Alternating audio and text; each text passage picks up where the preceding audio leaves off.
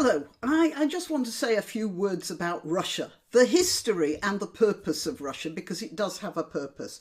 Now, my last video about the Pope and his sort of comparison of the present war that Russia has started with Ukraine, and yes, Russia did start it with Ukraine. The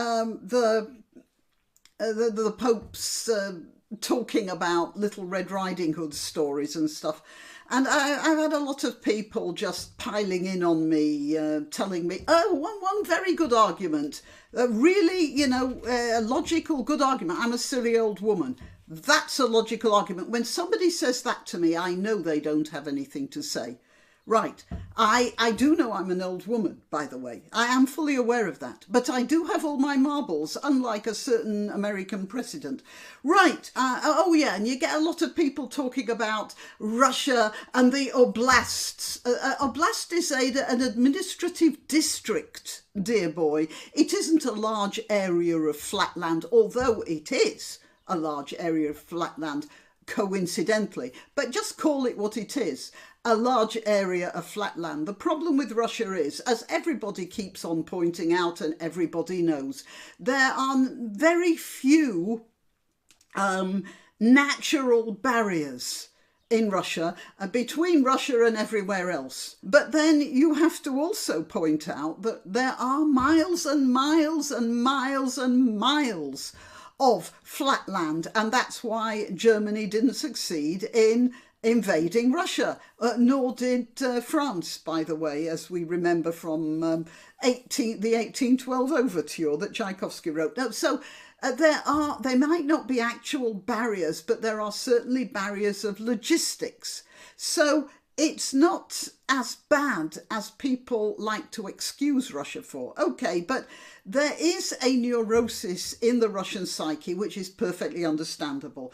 In the 7th century or the 8th century, they were invaded by the Vikings, and the Vikings established an empire in what we would regard now as the western part of Russia and Ukraine and Belarus. And that was there for hundreds of years before the Mongols came along. And they booted out the Vikings or the Viking culture and suppressed them, and then made a mess of various Russian capitals, Kiev being one of them. I think there were 50,000 people living there, and it was totally obliterated by the Mongols. So you can understand. You can understand this. Not many people. Britain, for instance, this hasn't happened in Britain since 1066. That's well back. And so we're quite comfortable over here in Britain, and possibly even in America, unless you happen to be an American Indian, in which case you've got a problem coming to terms with invasion, haven't you? Right, so Russia had an invasion. Russia was formed by an invasion of Vikings, and then it was, you might say, refined as a culture by the Mongols, although I'd hardly consider them a refinement. And they were there for 400 years before the Russians as a people, and if you could call the Russians a people, because these are Vikings and a Mongol mixture, before they booted out the Mongol hegemony, and then established what we would recognise as a Tsarist regime. But you can see why it developed the way it did. I'm not excusing what happened in Ukraine, by the way. Not at all. And those people who I've had several who have, just taken the Russian side. Oh, the West provoked them. Provocation is not an excuse for invasion. Now, if Ukraine had started to throw missiles over at Russia, not at a bit of dissident land of their own, at Russia itself, then yeah, that's provocation requiring a military response. No. But I know I've had a few people saying you're not right, and I'm leaving you. Well, fine. I've lost subscribers before. I'll lose more. I'll gain more. That's just the way the cookie crumbles, isn't it? I've got some notes here and I've gone right off my notes. Okay, so history, Vikings, Mongols, invasions, Tsarists, neurosis. Yeah, I've got that, understand. Right, okay, now, in the 19th century, the Tsarist regime started to think about empire building. I suppose they could see Britain empire building, and they could see, well, they knew about other empire building, and they started to go into various things and could see that the Ottoman Empire was dissipating, really. And so they started invading Turkish territory or Turkish client states. And that's when the Crimean War started, and Britain decided that they wanted to prop up the Ottoman regime, and so they and France and I don't know, somebody else, anyway, they went to war with Russia over this. Ostensibly it was about access to churches in Jerusalem, by the way, which is of course a load of bunkum. It was about empire building, and Russia got a bloody nose because there was a coalition of the two big colonial powers at the time, Britain and France, and they were booted back. But what happened after that was that Russia improved itself. Realizing that part of the reason for its loss of territory and influence was, first of all, there had been a strangulation of the railway system, where other countries were building railways all over the place. Russia had restricted that because the Tsar thought that if communications got too good, there would be ease of revolutionary ideas being moved from one side of the Russian Empire to the other. And that was fine until they got to the Crimean War, when they didn't have enough railways to bring in troops. And they were stuck with bringing in troops and armaments on ox carts, which of course gave them a supply problem.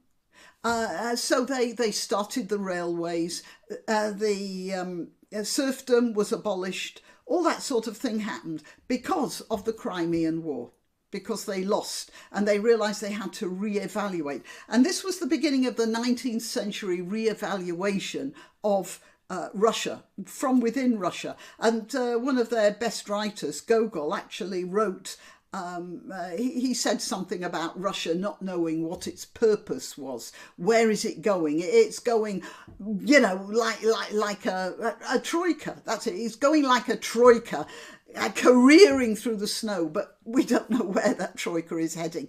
So this is part of the Russian mentality, and you can see Putin's neurosis about invasion from his grasp of historical events, and you can see this sort of 19th century hangover from what's the purpose of Russia.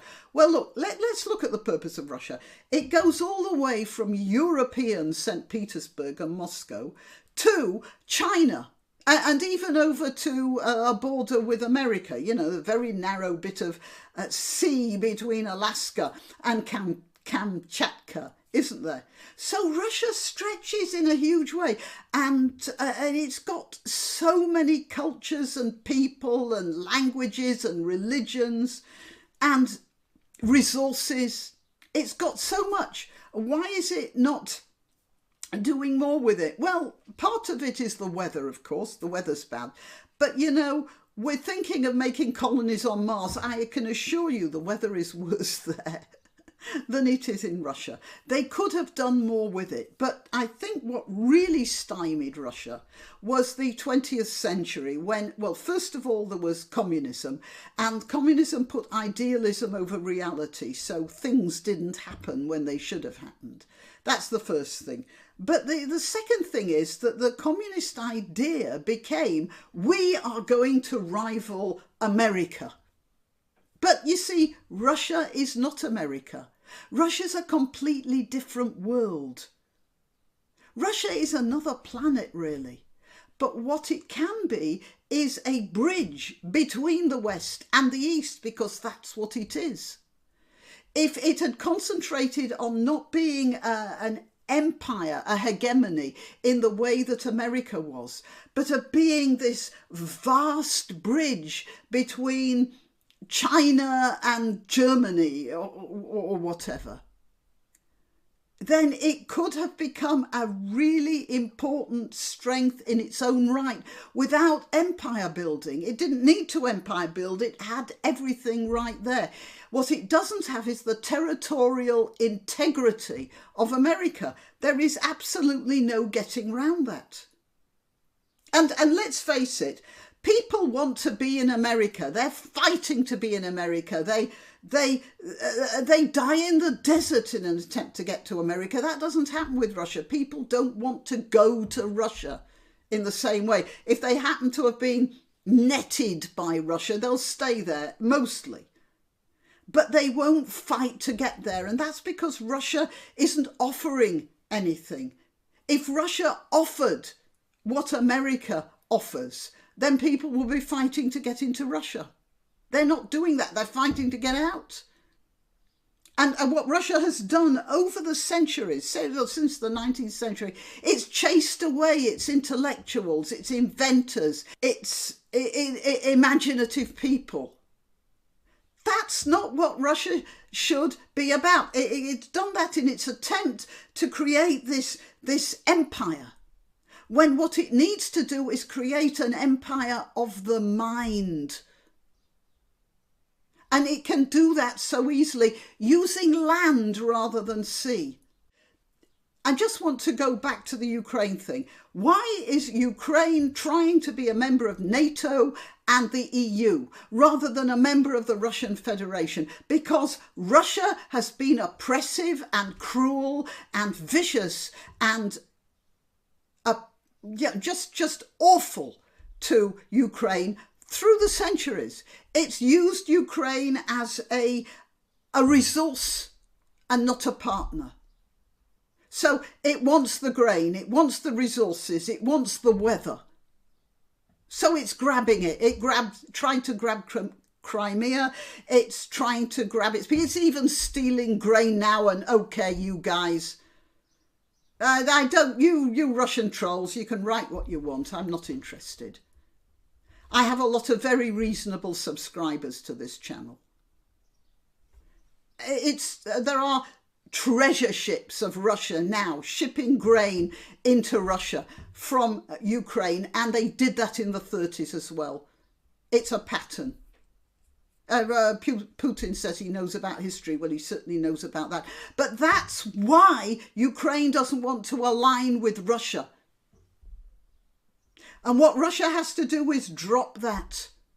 And then people will want to align with it. In the 90s, I had such hopes for Russia. Such hopes. And this is my year of disappointment. The church, the various churches, and Russia itself. I thought this is going to be the latest place. This is going to be the powerhouse of the new century. All right, well, one day it will be. One day it will be, honestly. Meanwhile, just as a side speculation, I wonder, after all this is over, how long it's going to take Ukraine to change its alphabet from Cyrillic to Latin. That's another thing I'm thinking of. And that would be a shame too. All right, well, that's it. I'm Granniopteryx, speculating about Russia and the purpose of life. I am to be found on YouTube, YouTube, Rumble, BitChute, and Minds. Not so sure about Minds anymore. I let you know when I've uploaded a video on my social media platforms, which are Twitter, Gab, and Parler. I really mainly use those for uploading notifications of my videos because YouTube frequently doesn't. So that's and if there are any announcements like my channel being taken down by YouTube or something, you'll find out about that on Twitter or Gab and Parler. So you should subscribe to me on one of those, at Granniopteryx. Okay, please like this video, share it, contribute to my channel if you can, I would appreciate the help. And subscribe. Yeah, click that subscribe button or bell or whatever it's on, whatever you're watching this on. Okay, that's it. Till next time. Why not treat yourself or a favoured relative or friend to these magnificent examples of merch? The mugs and t-shirts come in the granniopteryx design or Granbo with a firearm or the more deadly knitting needles. Go to www.granniopteryx.com and whatever platform you're watching this on, please click like, subscribe and share.